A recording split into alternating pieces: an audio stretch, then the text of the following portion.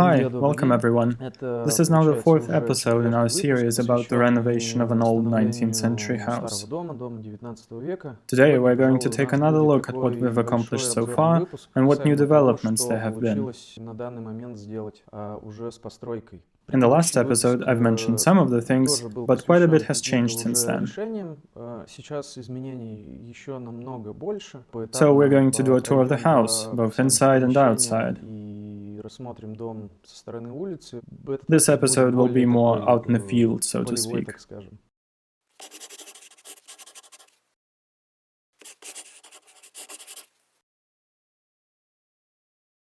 This is what the facade looks like on a nice, sunny day.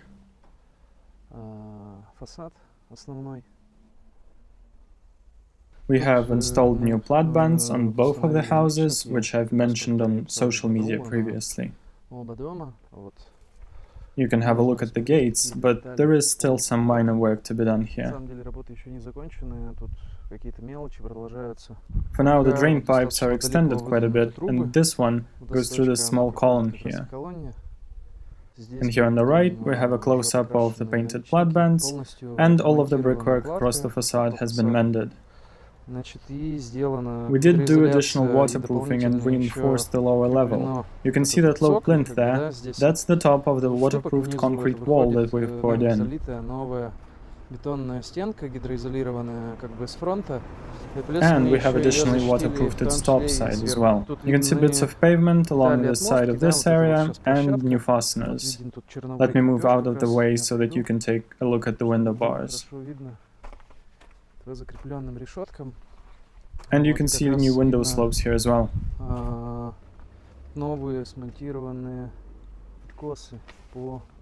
They were a work in progress for some time, but now they are finally done.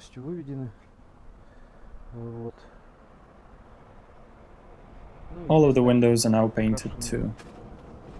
We have a stela, as you can see here on the right, and it resonates quite well with the house itself. You can get a nice view of the building as a whole as we are making our way down the street.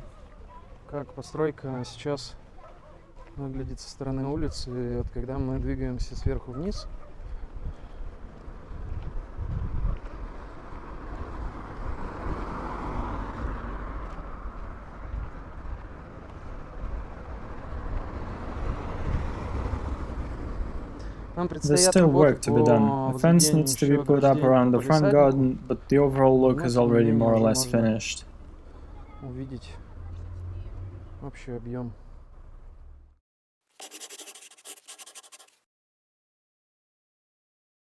To tell you the truth, it wasn't particularly comfortable on the lower floor. You could see and hear the cars outside because the windows are on ground level, there are people walking by, and naturally we wanted to somehow distance ourselves from all of these. And not just with the help of the greenery which is going to be planted around the house, but visually as well. I found some cast iron bars which were made on the Demidov metalworks. I then measured the semi-basement windows, and to my surprise these bars were a perfect fit, so we made the decision to mount them on the facade.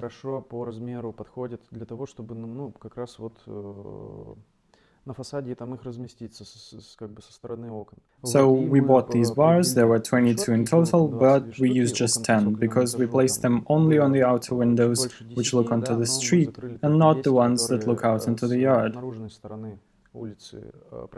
I think that these window bars fit the overall look and go very well together with the carved decor on the facade. We have already mounted them, even without sandblasting. We might do that later, but for now you could say it's a rough version. There were concerns that the bars might make the semi-basement level even more uncomfortable with some unwanted prison-like associations. But in reality, there is quite a lot of light present because of the way the house is positioned, and these bars break it up very nicely, creating interesting shadows and glares inside. on closed curtains, and if they are open, on the floors and walls within the space. Тени пускает и блики вот внутри помещения, и на шторы, если шторы открыты как бы в пространство. And the resulting imagery is nicely complemented by the chandelier we have above the dining area. So we are now left with 12 unused bars, which we'll use on the front garden fence. But for now, we've just laid them out in the yard. We didn't want to pile them up, so they are spread across the yard, waiting for when their time comes.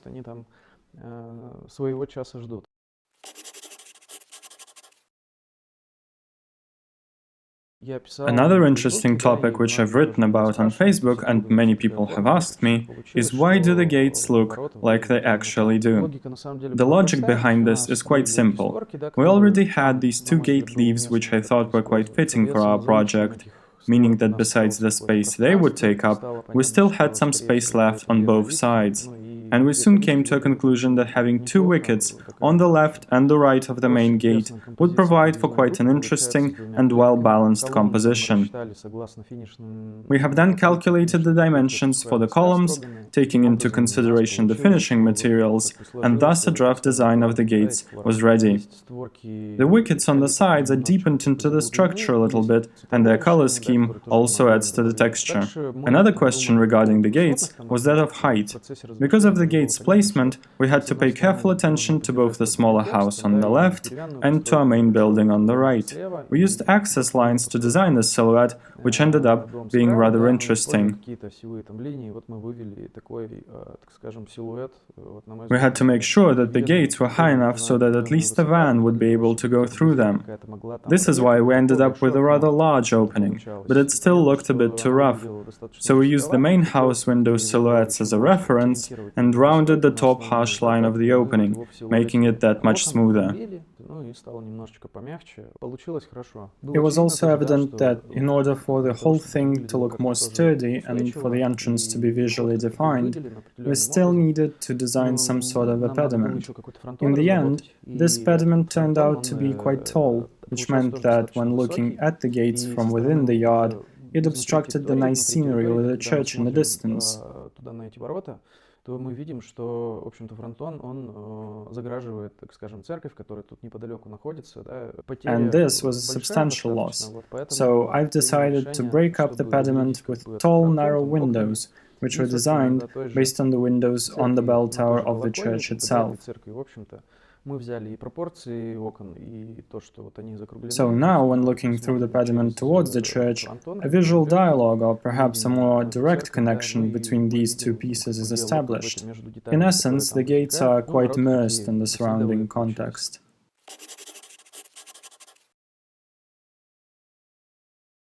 This is the only semi-basement wall that we really had to mend, because the brickwork was damaged quite badly here.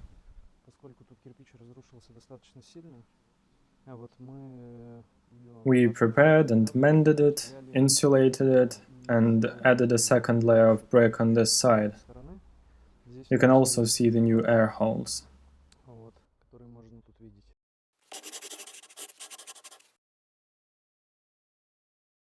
It is a bit messy in here, we still have some equipment laying around, but everything in this room is done. We just only have some parts of furniture left here for now. This is what it looks like from the upper floor. All windows and doors have been replaced, we've mounted and connected new radiators and finished all woodwork except for the cladding. You can see that all the joints were finished by the carpenters working here, and so was the doorway. All surfaces and the stairs are also now done. Here we have installed this closet, which houses equipment for now.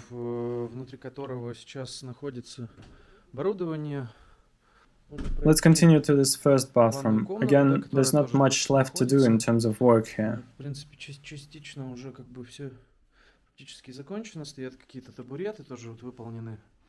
We finished all the doorways with wood, everything is nice and tidy.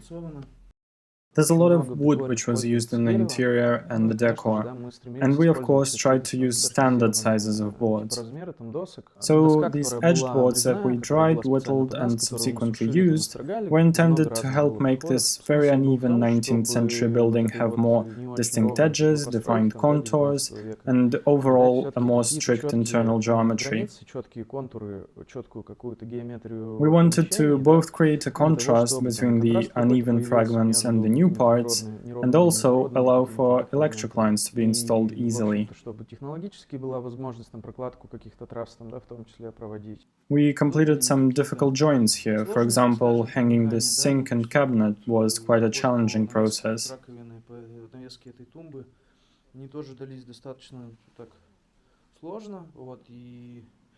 This part of the wall has also been finished. We have cladded the doorway up there, and just some bits and parts of furniture are now left in this room.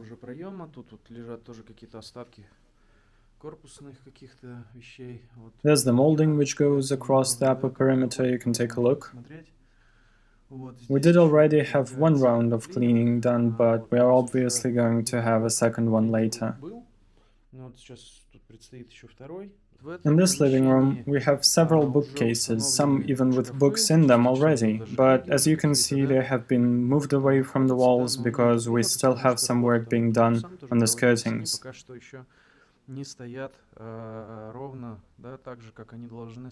We have hung the curtains here, installed the lighting, there's a table which can be used to work with the books, and a rocking chair, and the fireplace is now operational. All the doorways were also finished, leveled and foamed so that doors could be placed in them should it be necessary.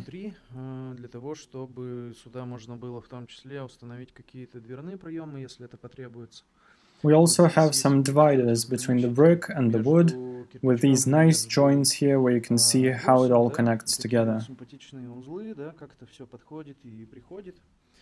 And the openings in the logs are mended as well. Let's continue into the next room. Here the doorways are done a little bit differently, the joints are different as well, and so are the adjoining of skirtings and the cladding, but still everything looks very clean. We have given much care to the joints here. As you can see by the way each board is tucked behind another one.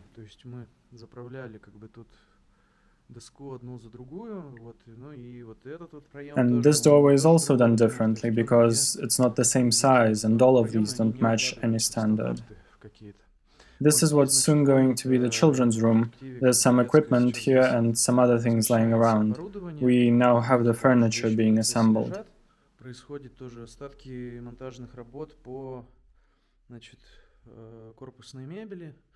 And as you can see, the doorways have again been done differently.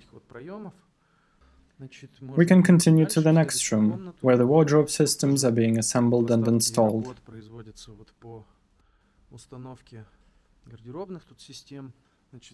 Again, take a look at joints here between the molding and the doorway. And on the left, at how the skirtings were done. In this bedroom, here the fireplace is also now operational and some furniture has been assembled. The radiators throughout the house are painted differently, by the way. And now the bathroom. Here some furniture is still laying around.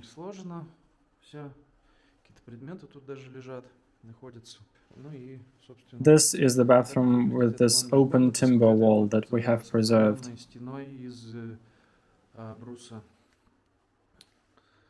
And again, you can find various interesting joints and skirtings here. There is a certain magic in using very precise and very complete solutions, and this applies to metal elements as well. это касается металлических каких-то изделий. In using some kind of a middle layer, which can be newly done, which can be intricate and painterly, but it still is more precise than the initial archaic shell, for lack of a better word, even though the shell itself is also, of course, being treated. I usually like to imagine a space as a collection of layers. I've developed this approach, which allows me to more easily analyze different issues, solve problems, and so on. You could say that I envision it like a sort of an onion, a multi-layered construct in which the decor is in itself a separate layer.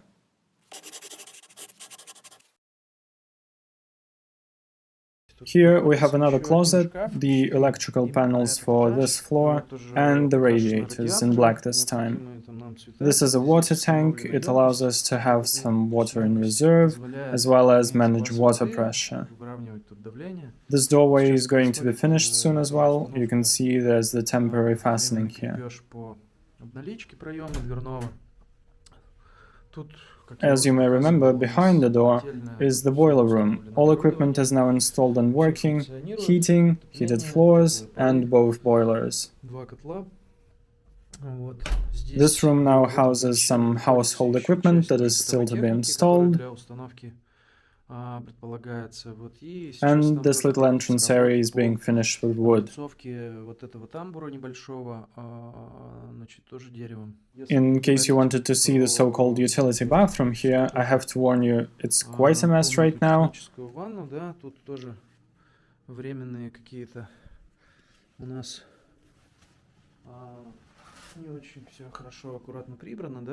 But all the ventilation equipment is installed, as well as some bathroom fixtures.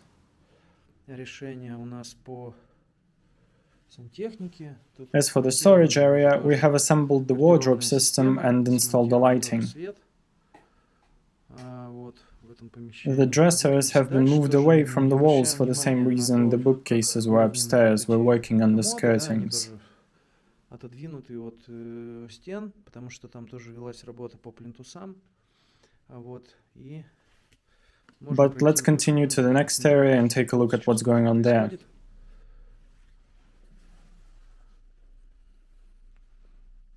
It's rather spacious, and you might have noticed there are brass embeddings in the floors beneath all fireplaces in the house. The kitchen set is almost fully assembled and installed. And this is what the lighting looks like in this area.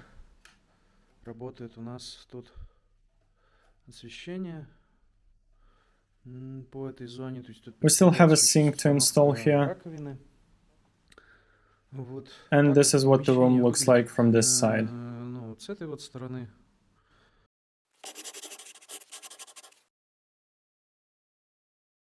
I did show you how the interfloor openings looked previously in the last episode.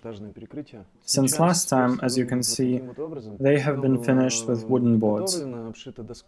For now, we have this ladder to access the attic.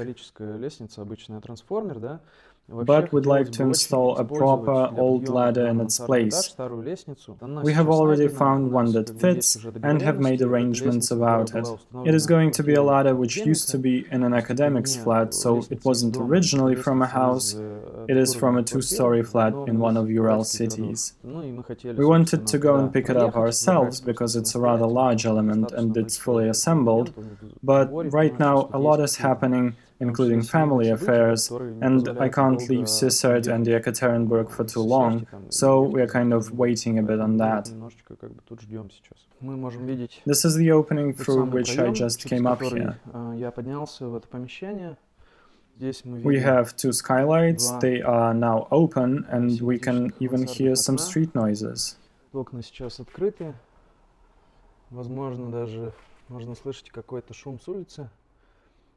This is the view from this one. And let's take a look from the other one as well.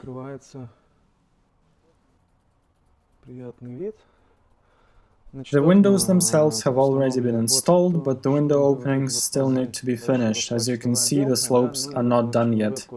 There are 3 chimneys here in the attic, and they all feature the new and properly done passageways.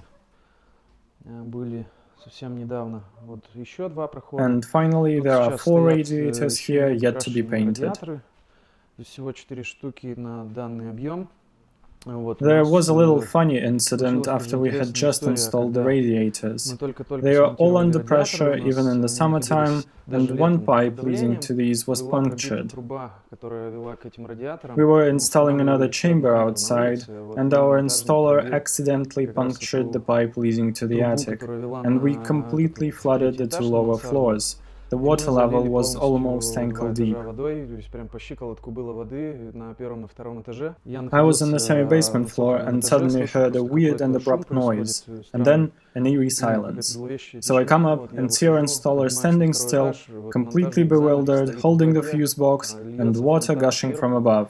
Он не понимает, что происходит, вот, и держится руками, значит, за щит вводной, как бы электрический. I managed to quickly turn off all the electrics and we fixed the mess afterwards, but still. So the radiators are going to be painted much like the other ones on the lower floors. For now, we have simple floorboards here and we'll install the flooring later. It's covered like this just so that it doesn't suffer any scratches and such. Among other things, we've opened the roofing, changed the membranes, moved some joists and beams, added parallel bars, put everything back together again, insulated it and covered it all up. This hatch is a way to access the part of the roof which is under the overhanging bit of it. We still need to check if they made cuts in the hydro windproof film under the ridge of the roof though. We'll do this in the next couple of days. I'll need to get out onto the roof and check. What's going to happen next is we'll fully finish this attic floor top to bottom with timber shingles. There are many different terms for it: shingle, shake, or clapboard. My understanding is that they differ in thickness and texture, but we're going to use rather thick and coarse ones, and we'll chop them up right here. I already made some arrangements with a blacksmith. He's going to make me a personal axe, and with this axe, I'll cut the shingles, which will mount here in some 2 layers, so that the surface becomes scaly with these little wooden blocks. Таким образом, ну, чтобы здесь такая чешуйчатая поверхность, как бы деревянная бы появилась.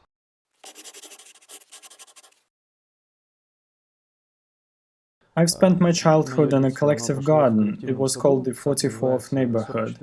This is a very interesting place because almost all property owners have access to a body of water directly from their plot of land.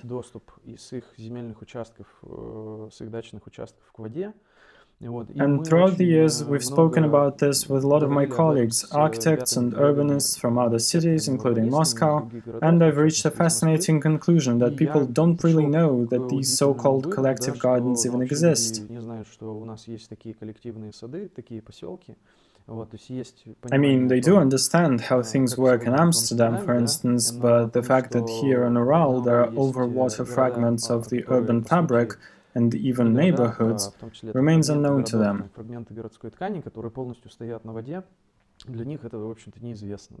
There is even a place called the Ural Venice, and many other examples throughout the Ural where private properties are built on coasts of winding and picturesque channels or riverbeds.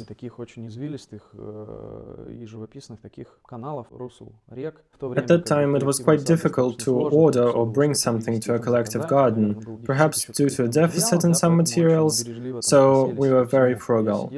I remember sitting there and straightening nails from old boards so that I could have and use them for some of my crafts. We grew plants and made greenhouses. In essence, we had our own little Amsterdam there. I can remember the sweet fresh smell that came from the water in the summer or during off-seasons, in spring and autumn. Который как бы шел от воды вот летом там и в какие-то межсезонье там и весна и осень. My wife has also spent a considerable part of her childhood in that collective garden just on the next street, so here's an interesting part of our shared biography. Of course, all these evenings I've spent up in the attic there have left their mark on me. And I think that the love I have for certain materials, including natural materials, as well as my experience in crafts as a child, have had a certain effect. и вот этого всего, он, конечно, как-то повлиял. Among other Вообще things, I хочется really иметь wanted to мансарду, have an мне attic. очень I нравится genuinely мансардное enjoy помещение. such spaces. Вот, и, I also конечно understand же, that вот I та probably will мастерская, spend которую я little условно time on the нахожусь, workshop that я I'm надеюсь, about to собственно, show you now, я, скорее всего, but the буду sheer проводить fact там of мало having времени, such a вот, space is но как бы heartwarming to сам me. факт наличия такого пространства, он, конечно, как-то греет место, Having где a у тебя там place where прибраны things вещи, can be и они stored не so they мешают тебе don't быть just lay тут, да. around, Как бы a если place where что, you значит, can что go если to что, craft ты можешь something там пойти yourself, что-то, как бы or даже hire a брать себе person and самостоятельно let them сделать, use the либо space to make, нанять как paint, бы or какого-то restore человека, something да, и is там also very запустить его useful. туда, чтобы он там что-то, может быть, изготовил, там, докрасил, подкрасил, там, реставрировал, там, каким-то таким It can образом. also be that Все, I just want to возможно, have my own man cave so that I can какие escape to this enclosed, желания там есть. isolated space when I Назовем need to think landscape, about да, something когда or нужно require a убрать change of какое-то scenery. пространство, закрытое, изолированное от всех, там, чтобы о чем-то подумать, вот, да, ну или просто сменить какую-то обстановку, там. I Я know a lot of знаю people много who людей, prefer которые to work работают in в odd очень странных places. местах, It вот, greatly и их это inspires сильно them, очень and вдохновляет, some и particular вот problems or определенные tasks задачи they они tackle решают in these spaces which именно were in в fact странных never местах, meant as в общем, working не spaces. предназначенных для работы. Maybe this Вот, can наверное, serve as может a быть, starting отдельной point темой for some future research. какой-то исследовательской работы. This is Тот the самый second домик, house I've о котором mentioned a я couple of говорил. times previously. Вот, можно Let's go зайти in. вовнутрь. We have some stuff Тут laying сейчас around as per сложные вещи, usual, есть стена but для we're going to размещения clean the place up велосипедов, soon. планируется зимой. Вот, а вот здесь вот, ну, в In the общем, winter, we'll mount our уже bicycles on this сделаны wall, стеллажи and here we've какие-то на quickly скорую руку. assembled some shelves. Разместили тут какие-то предметы. Еще скоро будет приборка тоже. This Вот, и is the вот такой вот workbench. получился у нас еще верстак собрать. Тут And there's another part есть here with shelves and a very nice wall we can mount some вот, flat ну, equipment тоже on. стеллажи. Вот удобная такая стенка еще для размещения на ней каких-то плоских предметов. We're now сейчас finishing what's left in доделываем terms какие-то of the небольшие carpentry, вещи касаемо столярных плотницких работ. and После after we are проведения done этих with that, работ, we'll после finish небольших installing доделок equipment, касаемых household оборудования, там, бытовой appliances, техники, and assembling the каких-то furniture. фрагментов, в основном It's mostly IKEA фрагменты furniture, Ikea, which, да, as we know, was которую closed мы с вами down, закрыли, but the но service они работают department is по still сервису running, отдел, and we've и made some были efforts несколько to попыток, buy out the так things that were скажем, stuck in выкупить остатки delivery. зависшие. Мы We plan хотим to это finish all of сделать that this на week, этой and then неделе, next вот, и week на we'll have a следующей у нас second уже thorough здесь round будет of cleaning so полномасштабный that everything клининг, is здесь уже tidy and будет neat, and we can все show you достаточно guys the final красиво, и results. в Until том then, числе thanks можно a lot будет for проводить watching там and take съемки care. и так далее.